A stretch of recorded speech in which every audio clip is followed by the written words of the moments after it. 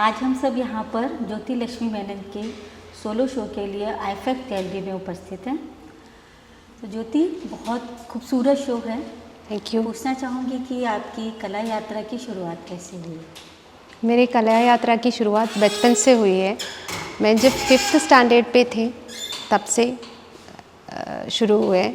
तो मेरी टीचर ने बोला आपके अंदर कुछ कला है तो आप आ जाइए जब भी फ्री टाइम मिलते हैं। तो मैं लंच के टाइम पे जल्दी खाना खा के टीचर के पास पहुंच जाती थी। तो ऐसे फ्री टाइम पे मैं कुछ कुछ बनाती थी। फिर उसके बाद ऐसे ही डेवलप हो गए तो मैं काफ़ी सारे पेंटिंग कॉम्पिटिशन्स में पार्टिसिपेट कर लेती थी। तो ऐसे थोड़ा बहुत कॉन्फिडेंस आ गए। फिर मैंने स्टडीज़ में कंसंट्रेट कर लिया। उसके बाद शादी के बाद ही फिर मैंने आर्ट में ज़्यादा कंसंट्रेट करने लगी। तब काफ़ी बड़े बड़े आर्टिस्ट से मिलने का मौका मिला और उनसे जुड़े और उनका वर्कशॉप अटेंड किए और डेमो देखे। ऐसे थोड़ा बहुत मैं सीख गई। तो मतलब आपने कला की कोई विधिवत शिक्षा नहीं ली है? नहीं लिया। और देखकर तो ऐसा नहीं लग रहा है। बहुत खूबसूरत काम है। तो यहाँ पे हम जैसा देख रहे हैं कि मोस्टली आपने वाटर कलर काम लगाया है। तो क्या किसी और मीडियम में भी आप काम करते हैं? मैं सारे मीडियम में करती है कि ऑयल, एक्रिलिक सब में करती है। लेकिन मुझे जो वाटर कलर देते हैं वो सेटिस्फैक्शन वो तो बाकी मीडियम में मुझे उतना नहीं मिलते थे।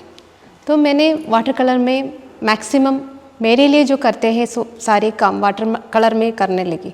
बाकी जो ऑर्डर पे आते हैं वो सब मैं बाकी मीडियम में भी ट्राई करती हूँ। इस शो का नाम हम देख रहे हैं संस्कृति रखा है। तो जो स्कल्पचर्स आपने इसी के ऊपर आपने बनाए हैं या कुछ और खास? नहीं, एक्चुअली मुझे जो फैसिनेट करते हैं वो वही टॉपिक्स में मैं काम करती थी। वो जनरली संस्कृति से जुड़े हैं, इसलिए मैंने वही टॉपिक्स नाम दिए हैं। एक्चुअली मेरा मोस्ट पेंटिंग्स उससे रिलेटेड थे। मोस्टली आप इंडियन जो भारतीय संस्कृति है उसमें ही काम करते हैं। उसमें ही काम किया और ये सब्जेक्ट उनमें से एक है स्कल्पचर। मतलब उसका एक छोटा सा वर्जन मैंने हमारा संस्कृति इतना बड़ा है तो हम कुछ तो एक्चुअली उसमें मैंने वाटर कलर के ऊपर थोड़ा सा ड्राई ब्रश का टेक्निक यूज़ किया। इसलिए वो जो स्कल्पचर इफेक्ट ऊपर के आने के लिए वो स्टोन इफेक्ट, स्टोन इफेक्ट वो दे रहे ज़्यादातर। अच्छा, एक बात आप पूछना चाहेंगे कि जो वाटर कलर हम पेंटिंग बनाते हैं तो उसमें पेपर की क्वालिटी और कलर्स की क्वालिटी कितना मैटर करती है? वो बहुत मैटर करते हैं। एक्चुअली हम गैलरी के लिए रख रहे हैं तो आप अच्छा पेपर में ही कर लेना। अगर आप प्रैक्टिस के लिए कर रहे हैं तो ठीक है, आप थोड़ा बहुत कम क्वालिटी वाला कर सकते हैं। मैं जनरली गैलरी के लिए बना रहे या एग्जीबिशन के लिए बना रहे तो मैं अच्छा क्वालिटी पेपर यूज़ करते हैं। उसमें आपको थोड़ा और लाइफ आ जाते हैं, थोड़ा ब्राइटनेस आ जाते हैं तो अच्छा लगता है। और कलर में भी अच्छा क्वालिटी कलर यूज़ कर लो तो आपको और अच्छा फील आते हैं। वो जो करते रहते हैं ना तो वो एक फ्लो होते हैं, वो आपका बहुत मज़ा आते हैं। तो जैसे जो हम पेंटिंग्स यहाँ पे देख रहे हैं वो पीछे से तो जैसे वॉश टेक्निक लग रहा है और ऊपर से आपने ड्राई ब्रश ऐसा कुछ किया? हाँ, वो एक्चुअली स्टोन इफेक्ट देने के लिए मैंने ऐसे देने के लिए। नहीं, बहुत खूबसूरत। और शैडो भी दिए हुए हैं, कुछ ना कुछ में शार्प शैडोज दिए हुए हैं ताकि लाइट आपको अच्छा से दिखे। कुछ ना कुछ में थोड़ा सा दबा हुआ फील है। Mostly monochromatic? हाँ, मोस्टली मोनोक्रोमेटिक में ही किए हैं। लेकिन फिर भी आप देखो तो 2-3 कलर्स का टिंजेस इधर उधर दिख सकते हैं, डिफरेंट वो लाइट जहाँ जहाँ आ रहे हैं तो आपको वो भी दिख सकते हैं। साथ ही साथ आपका ये पोर्ट्रेट काम भी बहुत खूबसूरत है। मतलब एक टिंकल जो है वो निकल के आया हुआ है। Thank you so much. तो ये जो पोर्ट्रेट के लिए जो सब्जेक्ट्स है ये आप कैसे सिलेक्ट करते हैं? पेंटिंग रेफरेंस फेसबुक पेज है तो उसमें से भी मैंने सेलेक्ट कर लेती हूँ। अदरवाइज मैं हस्बैंड ऐसे डिफरेंट डिफरेंट जगह से हम साथ साथ जाते हैं ना, तो तब फ़ोटो क्लिक कर लेते हैं, तो तब भी ले लेते हैं ऐसे। कुछ पेंटिंग्स हम यहाँ पे देख रहे हैं जो कि शायद आपके ओरछा विजिट की है, ओरछा कैंप की है। हाँ, जो कि शायद आपने लाइव पेंटिंग की है। तो लाइव पेंटिंग में इतना अच्छा पर्सपेक्टिव और ये देना, क्योंकि लाइव पेंटिंग में क्या होता है कि जैसे जैसे जो सूरज है वो अपनी दिशा चेंज करता है, वैसे वैसे जो शेडो है वो भी अलग हो जाता है।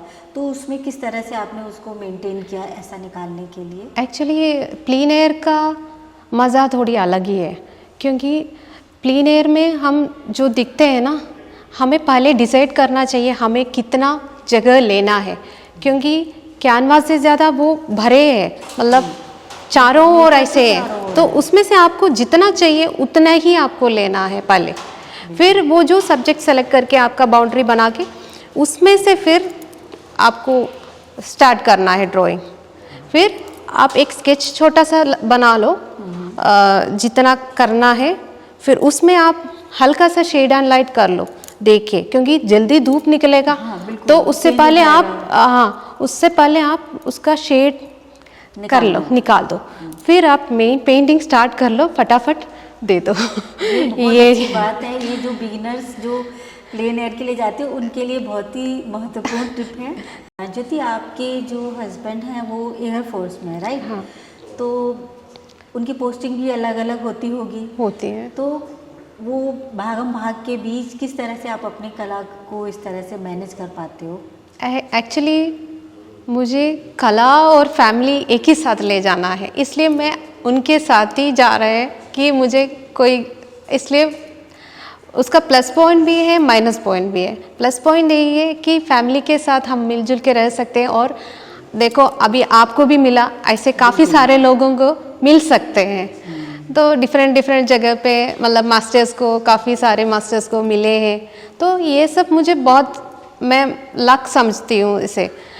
लेकिन एक माइनस पॉइंट यही है कि एक प्रॉपर गैलरी बना के ऐसे बैठ नहीं सकते, कि ऐसे जाना पड़ रहा है ना, तो इसलिए वही है। और हस्बैंड तो इतना सपोर्ट दे रहे हैं इसलिए मुझे ये कर पा रहे हैं, अदरवाइज मुझे बिल्कुल नहीं कर पाते, क्योंकि उनका इतना बिजी शेड्यूल में भी उन्होंने अपनी टाइम निकाल के करते हैं। जनरली मैं तो घर पे बैठ के काम करती हूँ, उससे अलावा मैं ये फ्रेम करना ये वो मुझे नहीं आती, उन्होंने ही करते हैं ये सब कुछ। बहुत खूबसूरत बात है, अगर घर से सपोर्ट मिले तो इवन बच्चे भी सपोर्ट कर लेते हैं, अदरवाइज मेरे से मुझे नहीं लग रहा है, मेनली उनकी सपोर्ट। ज्योति, और बहुत बहुत शुभकामनाएं आपके फ्यूचर इवेंट्स के लिए। Thank you.